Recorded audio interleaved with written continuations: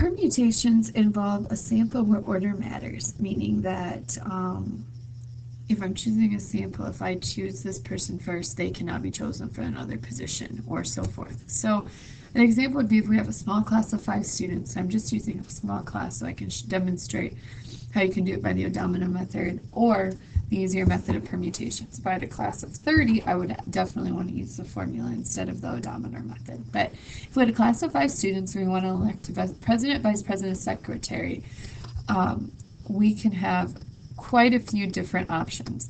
If Bob is selected as president, he cannot be selected for vice president or secretary. So that eliminates some permutations as well.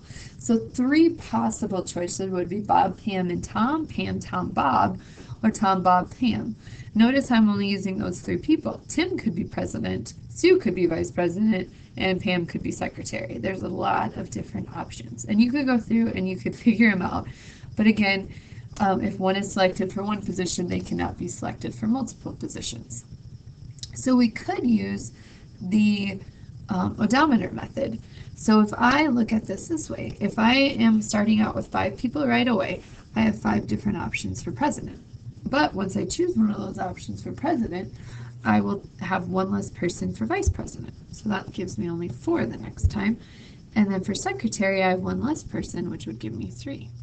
Well, 5 times 4 times 3 will give me a total of 60 different options. Now that's all fine and great if you have a small set of data, but what if I had 10 different positions? Do I want to go through and multiply everything out and have 50 different people? You could, or you can use our permutation formula. And our permutation formula uses the number of items in the set and the number of items selected.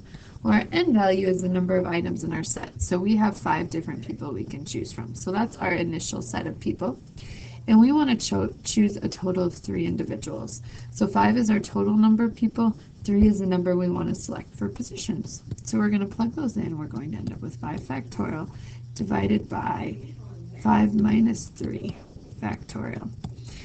Just as a review, factorial, if I'm looking at 5 factorial, that's the same as 5 times 4 times 3 times 2 times 1. Okay, you should have that option in your calculator.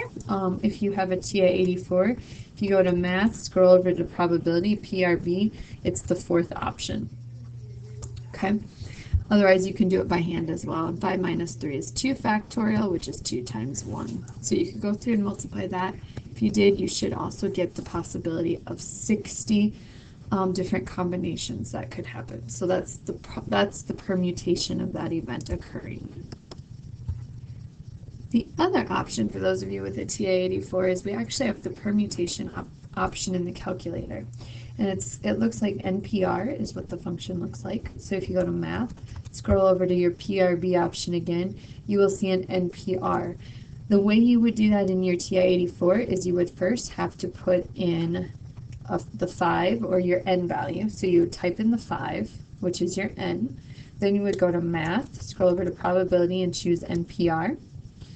And then you would choose 3, which is your r value. So you'd have 5 NPR3, hit enter, and you should also get 60. So that would be another option for those of you with TI-84 calculators or a TI-83.